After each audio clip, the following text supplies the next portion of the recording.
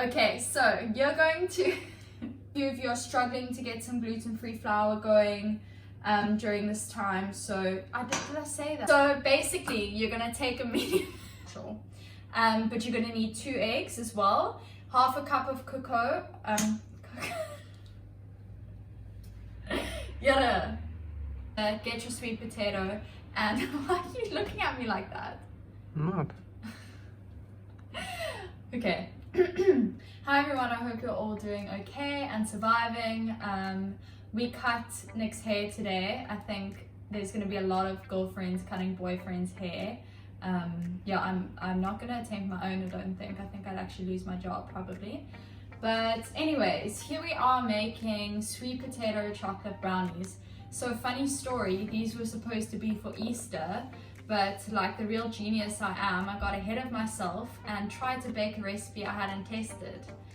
So yeah, they were a flop. I froze them and still ate them because they tasted really nice, but they were more like fudge, frozen, weird, not something I'd recommend. So I guess that's what I get for trying to put vegetables in baked goods as well. You guys are also probably over that, but anyways, here we are.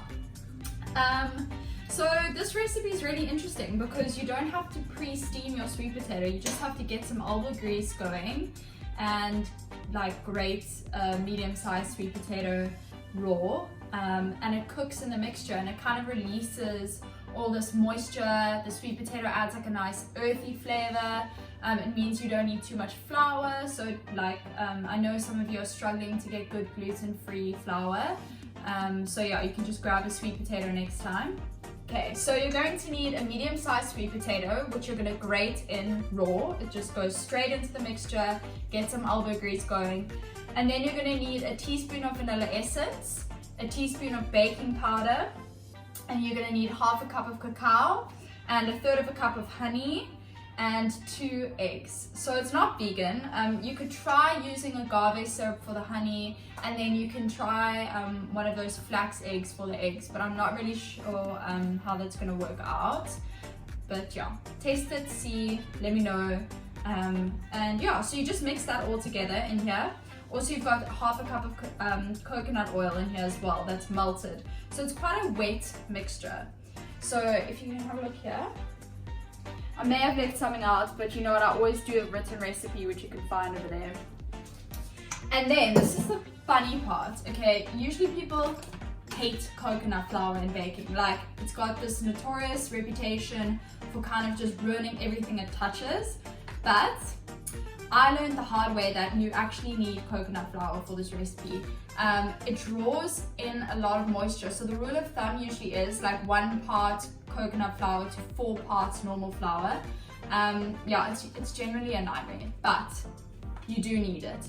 I did read online that you can sub, like I said, 1 part for 4. So if you've got normal flour, try using 4 times the amount of normal flour or of almond flour. Listen, I'm not sure if it's gonna work. If it doesn't work, put the brownies in the freezer and eat them like I did, because they still taste really good. They're just not a brownie per se. So now that you've mixed this, you're always gonna need a pinch of salt. This is really important. Also, I forgot to tell you guys, put your oven on 185 degrees, okay? And line a baking tray. I learned this really cool trick from Jamie Oliver, my boy. Just crumple up your baking paper and then put it in there, and it will actually just even out the surfaces once you put the mixture in. Otherwise, it can be quite a fight to just like fit the baking paper. And like I said, we're rustic bakers, we're no professionals. So it doesn't really matter what it looks like, it matters what it tastes like. So I've got some salt in here.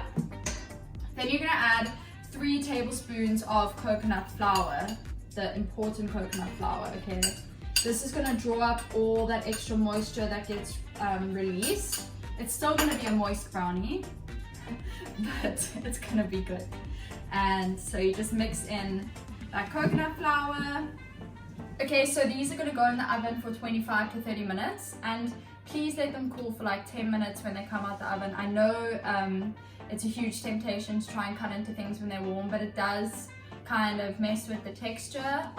Generally in all baking, you shouldn't cut into things while they're warm. I always do it, and I hate myself afterwards.